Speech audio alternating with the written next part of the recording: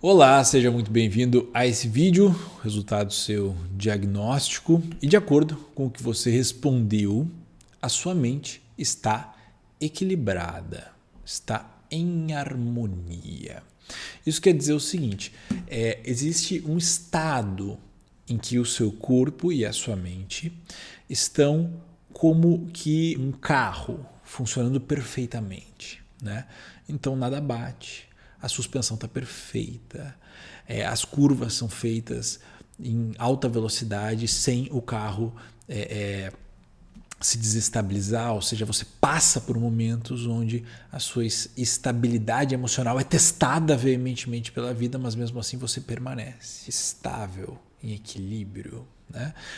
A sua saúde ela está plena, né? Então você tem plena vitalidade, você tem plena disposição e ao mesmo tempo você tem plenitude na sua ação e plenitude no seu relaxamento, na sua contemplação, na sua vida interior. Ou seja, o sattva é essa condição do seu corpo, mente e emoções onde não há mais uma melhoria a ser feita, né? Sat quer dizer eterno.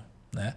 E quando dentro da filosofia do yoga refere-se ao eterno, refere-se à luz da consciência, à luz do ser, a Deus. Quer dizer que o seu corpo, a sua mente, as suas emoções são um reflexo de Deus. Né? Um reflexo pleno de Deus, um reflexo perfeito de Deus na imperfeição da natureza. Mas é claro que ainda resta uma parte do caminho. Você em sattva vai ter muita facilidade em comparação com os outros estados interiores, tamas e rajas, de realizar plenamente o autoconhecimento.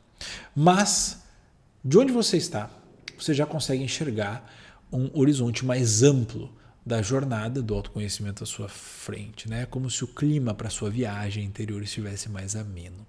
Esse estado interno indica uma mente que possui clareza e harmonia.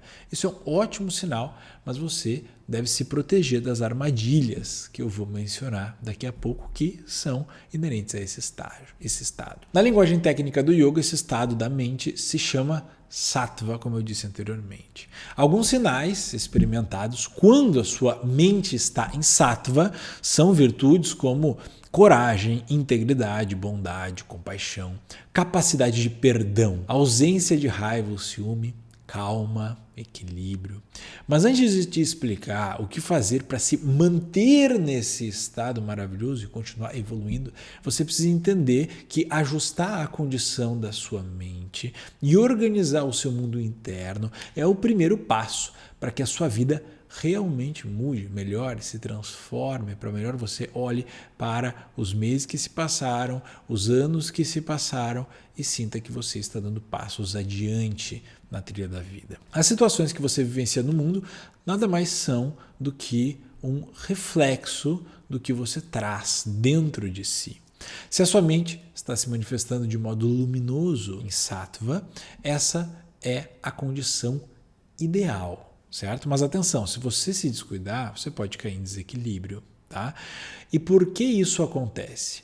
A mente ela faz parte da natureza, da matéria, que é caracterizada pela mudança de estado, pela transformação. Portanto, é necessário manter ativamente esse estado de presença, de equilíbrio que a sua autoanálise apontou. Caso contrário, assim como em um monte, você pode escorregar e cair numa mata fechada e escura, onde não se enxerga nem 2 palmos à sua frente. E é difícil de se movimentar, ou caminhar na direção de uma tempestade que está se formando, te colocando em um estado constante de alerta ou agitação. O que eu quero dizer com isso?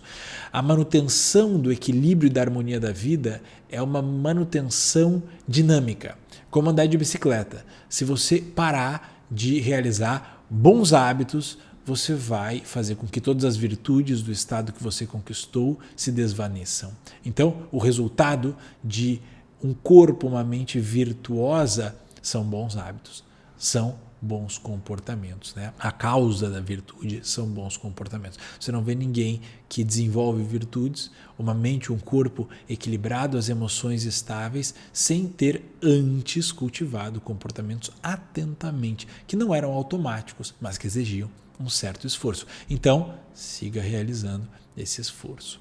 Na condição sattva, você provavelmente vai perceber uma vida onde a clareza mental é presente, o equilíbrio emocional é presente, o comportamento correto e ético com todos é presente, consciência espiritual, inteligência, sabedoria, compaixão e empatia, todos esses são traços muito, muito presentes na vida de quem está em sattva. Veja só, geralmente quem está em sattva não atribui a si mesmo todas essas virtudes, mas atribui sim a participação de si mesmo em um bem maior, no ser, em Deus, na transcendência.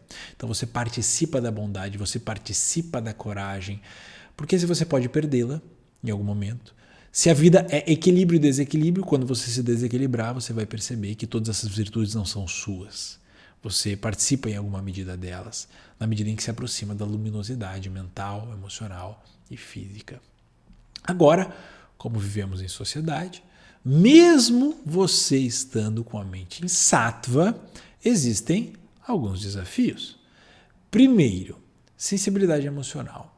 Pessoas com a mente em sattva são mais sensíveis emocionalmente e, portanto, podem ser afetadas mais profundamente pelas experiências emocionais. Isso pode levar a uma maior vulnerabilidade a sentimentos de tristeza, ansiedade, estresse ou quando confrontadas com situações desafiadoras ou negativas. Ou seja, você vai ter dificuldade de se envolver com situações que estão muito abaixo, certo? Daquilo que você convive consigo mesmo. Segundo, expectativas elevadas. Você convive com um mundo interior nobre. Você provavelmente estabelece esses mesmos padrões, tanto para si mesmo quanto para os outros. Pode ser que você seja perfeccionista e busque constantemente a excelência em todas as áreas da sua vida, inclusive no seu comportamento.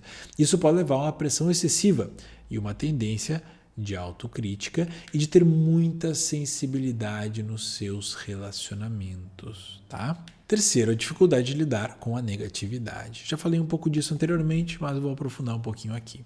Pessoas na harmonia sattva podem ter muita dificuldade de lidar com a negatividade, tanto em si mesmas quanto nos outros.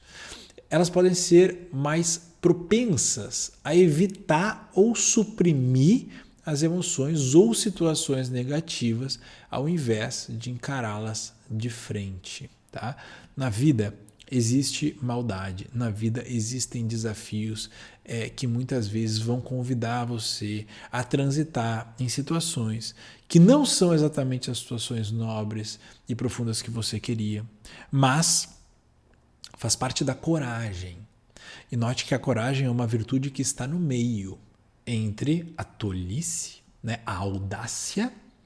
A audácia é aquela pessoa que tem coragem demais, digamos assim, né? Então ela é muito audaciosa. Ela vai morrer por uma falta de cálculo, entendeu? Ela vai se dar mal por falta de cálculo, por audácia. Mas o oposto também é ruim. O oposto, que é a covardia, né? Então, por excesso de cálculo, você não faz. A coragem é quando você está no meio, tá? Então, muitas vezes você vai ter que ter coragem de transitar em situações negativas e que estão muito inferiores às suas expectativas. Quarto, o desejo de isolamento. Isso é muito comum. Você pode ter um forte desejo de buscar a solidão e a introspecção, em busca de paz interior e crescimento espiritual. A solidão é algo necessário para o crescimento interior. Isso pode levar você a um afastamento dos seus relacionamentos e a dificuldade em se engajar plenamente na vida social, a vida que você escolheu. Afinal de contas, você não é um renunciante, você não é um sadhu, você não é um sannyasi, você vive em sociedade, você está aí com acesso ao 3G, ou com o Android, ou com o Apple na mão, ou com um notebook, ou com um computador. Então você está em sociedade, certo? Então você vai ter que aprender a cultivar amizades, você vai ter que aprender a se relacionar de maneira pura e profunda. É possível encontrar amizades puras e profundas. Nem toda amizade precisa falar de coisas superficiais, novela, futebol, né? As amizades podem falar de coisas profundas, não precisam falar sobre fofoca. Você, com o tempo, vai encontrar amizades, mas você precisa se abrir para isso, tá? Para você, é muito importante abrir os seus olhos para acolher o seu propósito de vida e compreender a razão divina das coisas. Isso vai regular todo o seu funcionamento e aflorar a sua sabedoria mais profunda, mesmo que o seu propósito não tenha a ver com ganhar dinheiro. Você pode ter um propósito de vida que não necessariamente é ganhar dinheiro, certo? Seu propósito de vida pode ser pai, pode ser mãe. Ser pai é um propósito de vida. Ser mãe é um propósito de vida. Você pode fazer um serviço social. Isso pode ser o seu propósito de vida, ajudar os pobres. O seu propósito de vida pode ser criar um programa que ajude as pessoas. Pode ser marceneiro, carpinteiro, certo? Pode ser um cidadão exemplar, um benfeitor do seu bairro. Mas você criou para o bem. Você foi criado para o bem. Descubra qual a forma que você vai expressar esse bem. Fique atento a isso. E para isso, para realizar tudo isso, você precisa desenvolver os 4 níveis de consciência. Isso é imprescindível. Consciência sobre o seu corpo, consciência sobre as suas emoções, consciência sobre os seus pensamentos, aqui já é mais sutil, e consciência sobre a sua própria consciência, o que é mais sutil e mais profundo ainda. Assim você vai conquistar o seu estado de presença total e enxergará a vida e seu propósito com muito mais clareza e serenidade.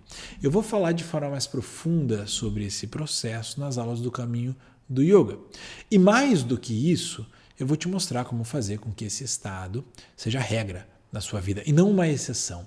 Porque só assim a vida se tornará mais leve, mais feliz e você finalmente vai começar a caminhar a passos largos para encontrar o seu propósito, o sentido na vida, uma harmonia cada vez mais profunda de corpo, emoções e mente. Isso que eu estou passando aqui é uma direção inicial que vai te ajudar muito a compreender o seu estado, mas você vai entender com muito mais clareza e profundidade, né, no conhecimento durante as aulas do Caminho do Yoga. Por isso você precisa estar presente comigo durante esses dias.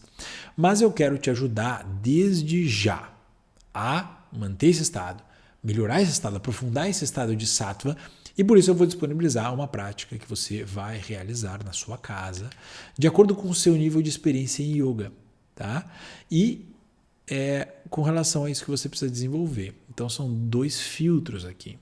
O seu estado de sattva já me indica mais ou menos o nível que você está experienciando de consciência da sua mente, e o seu nível de experiência no yoga. Se você é leigo, iniciante, já pratica há algum tempo, se considera avançado, tá?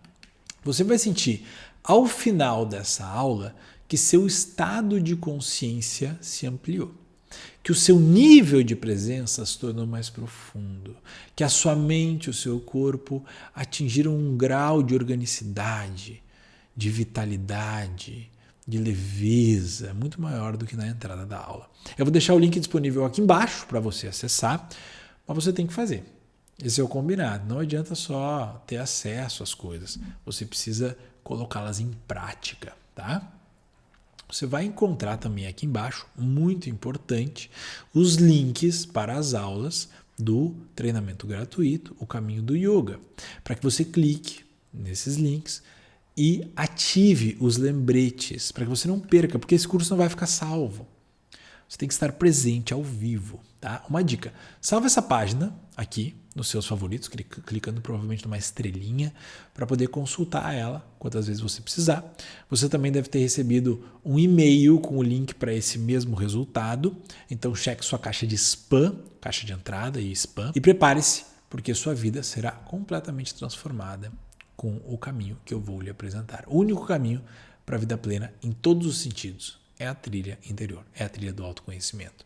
Eu vou te guiar por essa jornada, para seguir por esta trilha ensolarada até que você chegue ao topo da montanha interior. E aí lá em cima você vai descobrir uma vida que nunca imaginou ser possível.